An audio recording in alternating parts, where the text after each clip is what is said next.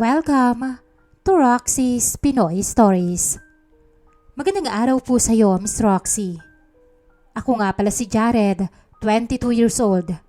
Ang parents ko ay parehong kilala at respetadong doktor. Ang dalawa kong nakakatandang kapatid ay pareho na ring ganap na doktor at nagtatrabaho na sa malalaking ospital.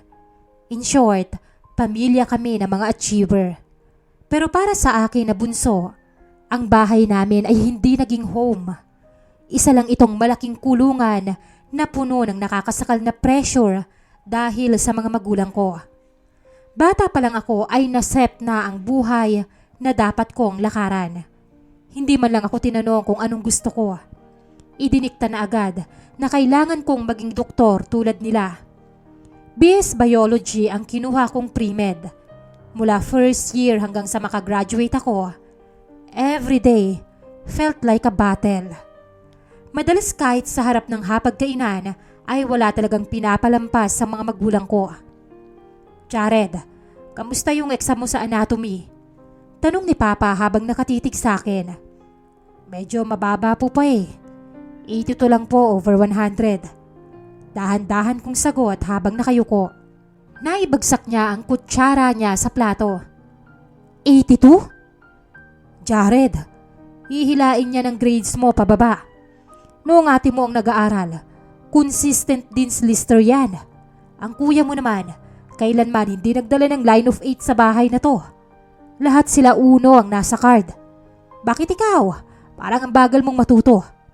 Sumingit pa si Mama habang nagbubuhos ng tubig sa baso. Naku Jared, pamilya tayo ng mga doktor. Nakakahiya naman anak kung hindi ka makakapasok sa med school. Ayusin mo yung pag-aaral mo. Inaayos ko naman po eh.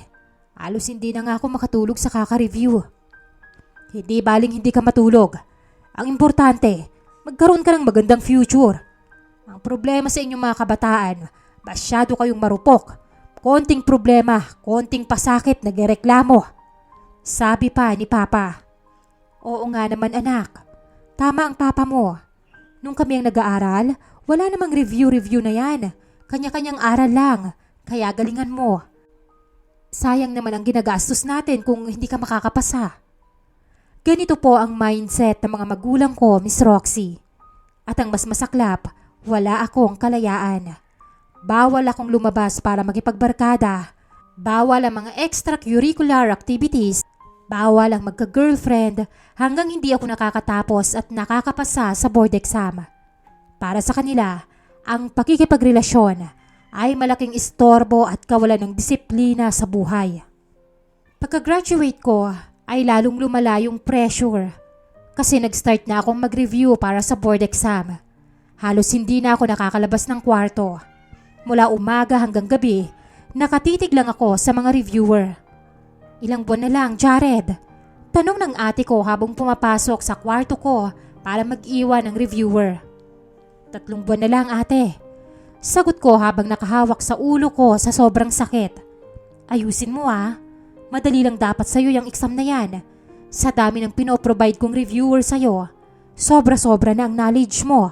Aniya, sabay lapag ng napakakapal na folder ng mga reviewer sa table ko. Oo ate. Para matapos na to. Hindi na ako makahinga eh. Sus, ang hina mo naman. Kung ngayon pa lang hirap ka na, sumuko ka na lang. Dahil sinasabi ko sa'yo, mas mahirap kapag nagtrabaho ka na. Baka maiyak ka na lang sa ospital. Malamig niyang sabi bago isinara ang pinto. Pakiramdam ko, Miss Roxy, kapag hindi ako pumasa, mawawalan na ako ng karapatang mabuhay sa bahay na to. Pero kapag pumasa ako, anong gagawin ko? Hindi ko nga sigurado kung gusto ko itong ginagawa ko ngayon. Sa gitna ng ganitong nakakasakal na sitwasyon, biglang pumasok sa buhay namin si Ate Leslie, ang matalik na kaibigan ni ate. Kilalang kilala rin ito ng mga magulang ko. Mas matanda siya sa akin ng 3 taon. Isang gabi, bigla na lang siyang dumating sa bahay namin habang umiiyak. Wala siyang ibang pamilya rito sa Maynila kasi nasa probinsya ang mga parents niya. Nagkaroon daw sila ng alitan ng kanyang asawa kaya siya tumuloy dito sa bahay namin. Jenna, Pwede bang dito muna ako? Ayoko munang umuwi sa amin. Sabi nito habang nakahawak sa kamay ng ate. Oo naman, ano ka ba? Always namang welcome ka dito kahit itanong mo pa kina mama. Tsaka siya mahigpit na niyakap ni ate. Oo nga iha, dito ka muna. Alok naman ni papa. Tito, thank you po. Salamat po talaga. Dahil halos buong araw akong nasa bahay para mag-review, habang sina mama at ang mga kapatid ko naman ay nasa ospital para mag-duty, kami ni Ate Leslie ang palaging magkasama. Kinailangan niya rin kasing magpahinga muna at nag-take siya ng leave sa trabaho niya. Noong una medyo ilang pa ako sa kanya. Magalang lang akong nagtatanong kung nakakain na ba siya o kung may kailangan siya. Pero habang lumilipas sa mga araw, naging mabilis ang pagiging malapit namin sa isa't isa.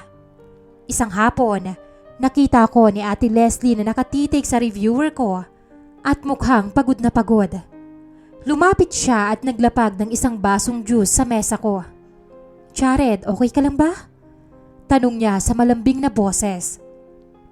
Ate Leslie, sobrang hirap na ako. Pakiramdam ko kapag hindi ako pumasa, itatakwil na ako ni na papa.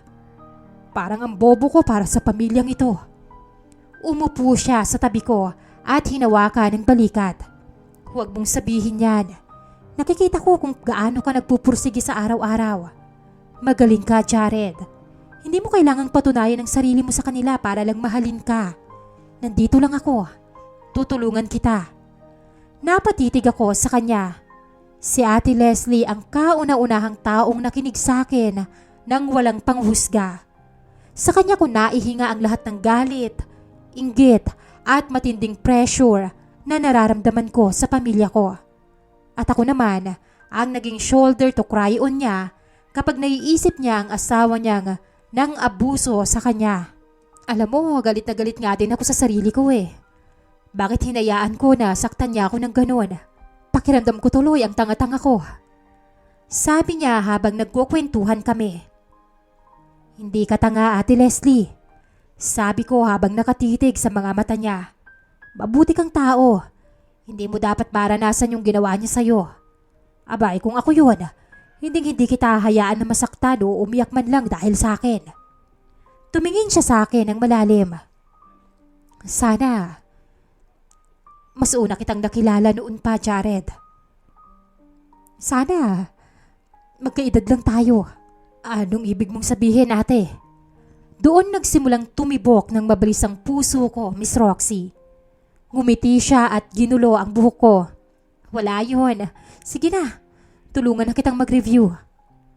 Ang mga patago naming kwentuhan, ang closeness namin kapag kaming dalawa lang, ay nagbunga ng isang malalim at lihim na relasyon, Miss Roxy. Itinago namin yon sa pamilya ko dahil alam namin papareho kaming malilintikan at baka palayasin pa siya kung nagkataon. Sabay kaming nangarap at nangako sa isa't isa na pagkatapos ng board exam ko, kapag nakapasa na ako, ay sabay kaming aalis sa nakakasakal na bahay ng pamilya ko. Isang hapon, habang abala ko sa pagsusulat, ay kumatok si Ate Leslie. Pagkapasok niya pa lang, ay agad na niya akong hinila palapit sa kanya. Hindi ka ba napapagod, Jared? Magpahinga ka muna. Ako na ang bahala. Sabi nito sabay kindat sa akin. Mabilis kong ginawaran ng halik ang kanyang mga labi. Hindi rin ito nagpatalo at mabilis akong itinulak sa aking kama. Doon namin ibinuhos ang init na aming nararamdaman sa isa't isa. Ngunit ilang linggo bago ang mismong araw ng board exam, napansin kong palaging balisa si Ate Leslie. Kapag hawak niya ang phone niya, ay mabilis niya itong itinatago kapag lumalapit ako. Minsan, nakikita ko rin siyang may kausap sa cellphone, pero parang itinatago niya yon sa akin. Sino yung kausap mo? Tanong ko isang gabi nang mahuli ko siyang nagtatago na naman sa may garden ni Mama. Yung tita ko lang sa probinsya, Jared. Utal niyang sagot habang iniiwas ang tingin sa akin. Nagtatanong lang kung kamusta na ako rito. Ganun ba? Sa susunod, huwag ka nang lumabas. Malamok dyan eh. Naku, hindi. Family matters kasi ang pinag-uusapan namin. Nakakahiya naman kung maririnig nyo. Lalo na nila tito. Hindi ko alam kung ilang kasinungalingan niya ang pinaniwalaan ko. Hanggang sa dumating ang araw na nalaman ko rin ang totoo. Nakapatong ang cellphone niya sa mesa at nakabukas ang messenger. Wala naman sana akong pakialam doon at didiretso lang sa pagkuha ng tubig sa ref, pero isang notification ang nakakuha sa atensyon ko. Susunduin na kita dyan mamaya. Handa mo na lang yung eksplanasyon mo sa kanila. Nalinis ko na yung kondo, ikaw na lang ang kulang. I love you, miss na kita. Basa ko sa message ni Franco, ang asawa niya. Ang mas masakit, Miss Roxy, ay nang mabasa ko ang naging reply niya. Hindi na ako makapaghintay na makauwi sa'yo ulit. Basta kapag sinundo mo ako mamaya, doon na lang sa may kanto para hindi ka nila makita. Para akong binuhusan ng malamig na tubig. Nanginginig ang buong katawan ko habang tinititigan ang screen. Sakto namang pumasok si Leslie sa kusina. Leslie, ano to? Tanong ko habang itinuturo ang phone niya. Jared, magpapaliwanag ako. Nakipagbalikan ka na sa kanya? Sa lalaking gabi-gabi mong iniyakan sa akin noon? Umiyak si Leslie at napayo ko. Patawarin mo ko. Hindi ko kayang wala siya. Natatakot ako sa kanya pero mahal ko pa rin siya. Nangako naman siya sa akin na hindi niya nauulitin. Pero paano ko, Leslie? Humahagulgul kong tanong. Nagmukha akong tanga. At ngayon mo pa talaga naisipang gawin. Mag-e-exam na ako. Magtitake na ako ng board exam. Ngayon mo pa ako binigyan ng ganitong klaseng problema. I'm really sorry. Yun lang ang huli niyang nasabi sa akin. Iniwan niya akong durog. Sinubukan niya pang magpalusot sa pamilya ko, pero nalaman din ni ate na nagkabalikan na sila ni Franco. Doon nagsimula ang sunod-sunod na kamalasan ng buhay ko. Dahil sa matinding heartbreak at mental breakdown, hindi ako nakafag-focus sa huling linggo ng pag-review ko. Lutang ako habang nag-e-exam. Nasa kalagitnaan pa lang ako ng questionnaire, pero na mental block na ako. Iyak ako ng iyak pagkatapos noon, Miss Roxy. Halos ayaw kong umuwi. Naisip ko nga noon na baka mas mabuti kung bigla na lang akong mawala. Pagkalipas ng ilang buwan, lumabas ang resulta ng board exam. Hindi ako pumasa. Nang makita ng parents ko ang listahan at nalamang wala ang pangalan ko, puro masasakit na salita ang natanggap ko sa kanila.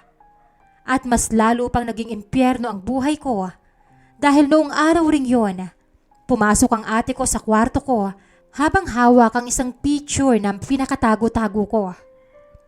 Ano to, Jared? Sigaw ni ate habang ibinabato sa mukha ko ang mga litrato namin ni Leslie na nakita niya sa kwarto ko. Nakipagrelasyon ka kay Leslie?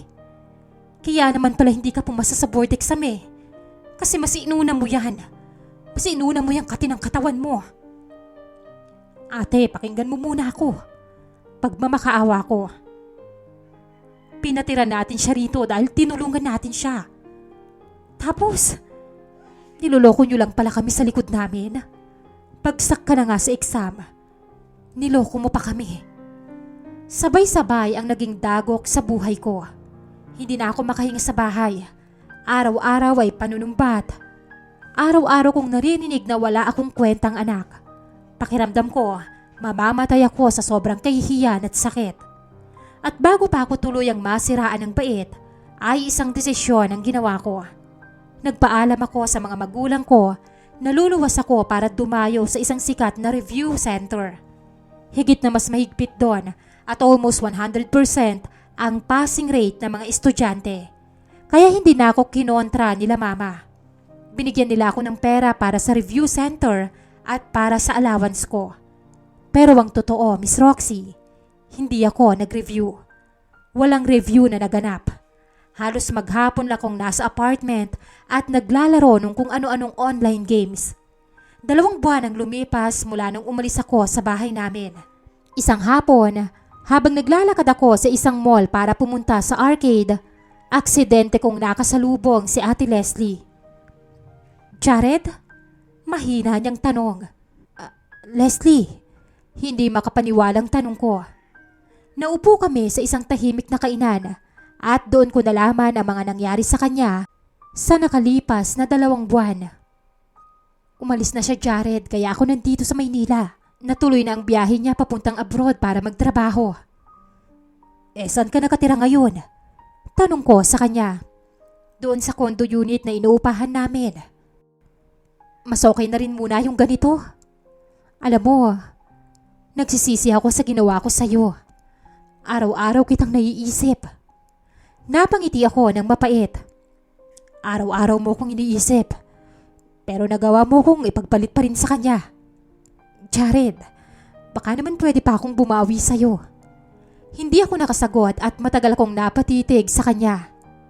Samahan mo ako sa kondo. Magsama tayong 2 doon. Ang sabi mo ayaw mo nang umuwi sa inyo. Babawi ako sa'yo. Hindi mo kailangang gumastos dahil si Franco ang nagbabayad sa renta.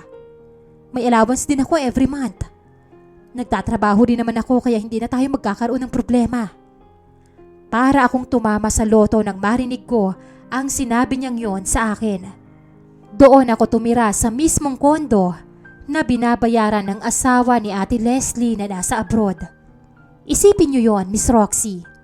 Ang pamilya ko, ang akala ay nasa isang apartment ako at pumapasok sa review center para mag-aral. Ang asawa naman ni Leslie na nasa abroad, ang akala ay mag-isang naghihintay si Leslie doon na pinaghihirapan niyang bayaran buwan-buwan. Pero ang totoo, kaming 2 ni Leslie ang magkasama sa loob ng kondo na yon. Nag-live-in kami ng palihim. Nagpakasaya kami sa bawat isa.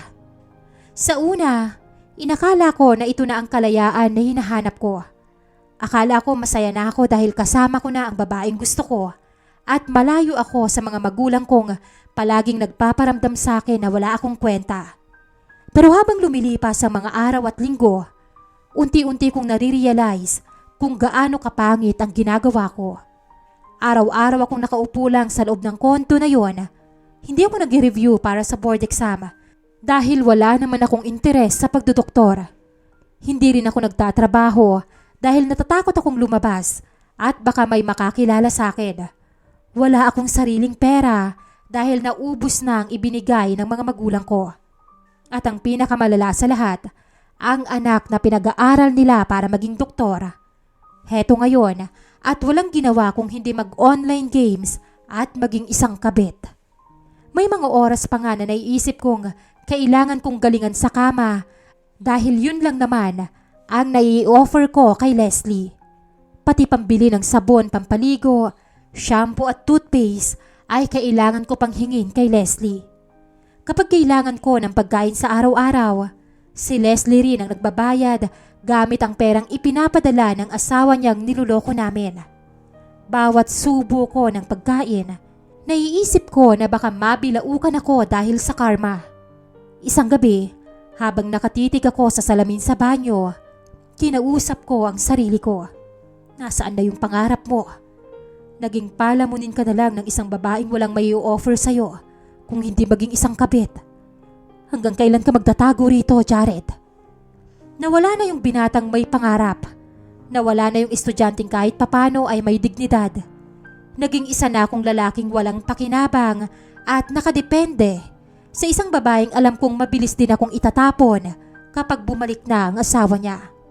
Minsan, kapag tulog si Leslie at tahimik ang buong kondo, nakatitig lang ako sa kisame at napapaisip. Hanggang kailan ko kayang mabuhay ng ganito? Hanggang isang gabi ay naisipan ko siyang tapatin. Leslie, iniisip ko lang, paano kapag umuwi bigla ang asawa mo? Tanong ko sa kanya. Paano kapag nalaman ng mga magulang ko na hindi naman ako nag-review at nakikipag-live-in lang ako sa'yo rito? Yumakap si Leslie sa braso ko. Huwag mo nang isipin yun, Jared. Ang mahalaga, magkasama tayo ngayon. Matagal pa naman yun eh. Sayang, mag-enjoy na lang muna tayo, okay? Hindi ako nakasagot. Pakiramdam ko, nasa loob ako ng isang napakalalim na hukay na ako rin mismo ang may gawa. Tumatakas ako sa pressure ng pamilya ko, pero napunta naman ako sa isang buhay na mas nakakahiya at mas nakakasakal. Masaya kami ni Leslie kapag nag-uusap at kapag magkasama. Pero ang sayang yon ay panandalian lang. Pagkatapos noon, babalik ulit ang matinding takot, matinding kahihiyan, at ang pakiramdam na wala pa rin akong kwentang tao. Na wala akong kwentang lalaki. Hindi ko na alam kung paano babangon muli rito, Miss Roxy. Nagsisisi ako sa lahat ng maling desisyon na ginawa ko. Nagsisisi ako na pumasok ako sa ganitong uri ng live-in setup na kinakailangan naming lokohin ang lahat ng tao sa paligid namin. Gusto ko na pong magbago. Gusto ko nang umalis sa kondo na to at ayusin ang buhay ko. Pero natatakot ako. Natatakot na harapin ang galit ng pamilya ko dahil alam kong madidisappoint ko na naman sila. Natatakot din ako para kay Leslie dahil pakiramdam ko kapag iniwan ko siya at nalaman ng asawa niya ang totoo, baka hindi na siya buhayin ng lalaking yon.